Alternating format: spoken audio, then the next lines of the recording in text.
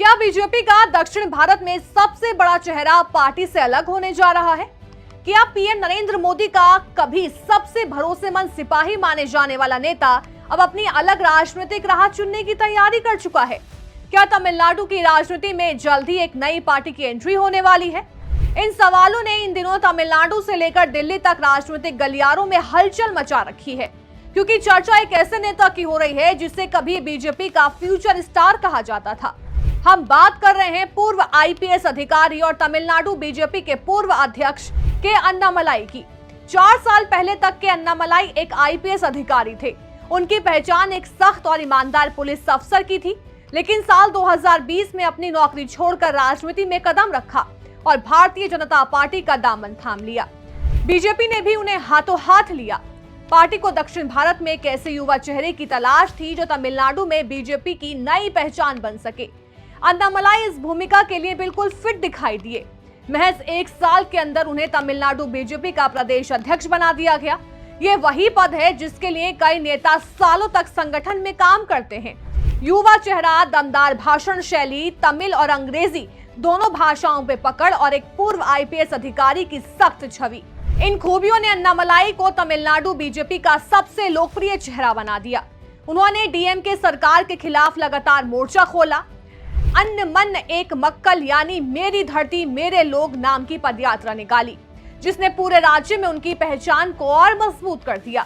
यहां तक कि पीएम नरेंद्र मोदी और गृह मंत्री अमित शाह के करीबी नेताओं में भी उनका नाम लिया जाने लगा। लेकिन राजनीति में हालात बदलते देर नहीं लगती। अन्नामलाई ने बीजेपी की दृश्यता तो बढ़ाई, लेकिन चुनावी नतीजे उम्मीद के मुताबिक नहीं आए। वोट प्रतिशत बढ़ा, लेकिन सीटें जीतने में सफलता नहीं मिली। दूसरी तरफ उनकी आक्रामक राजनीति एआईएडीएमके के साथ रिश्तों में तनाव की वजह बन गई।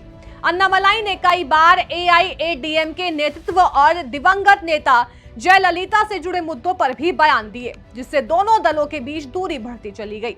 आखिरकार बीजेपी और एआईएडीएमके का गठबंधन टूट गया। उस समय ऐसा लगा कि बीजेपी तमिलनाडु में अकेले दम पर अपनी राजनीति खड़ी करना चाहती है और अन्नामलाई इस मिशन का चेहरा होंगे। लेकिन 2026 विधानसभा चुनाव नजदीक आते ही दिल्ली की रणनीति बदल गई। बीजेपी नेतृत्व को महसूस हुआ कि डीएमके को चुनौती देने के लिए मजबूत गठबंधन जरूरी है। इसके बाद एआईएडीएमके के साथ रिश्ते फिर सुधारे गए और नया गठबंधन तैयार किया गया। यहीं से अन्नामलाई की राजनीतिक भूमिका कमजोर पड़ती दिखाई देने लगी। उन्हें प्रदेश अध्यक्ष पद से हटा दिया गया और उनकी जगह ऐसा चेहरा लाया गया जो गठबंधन राजनीति के लिए ज्यादा स्वीकार्य माना जाता था।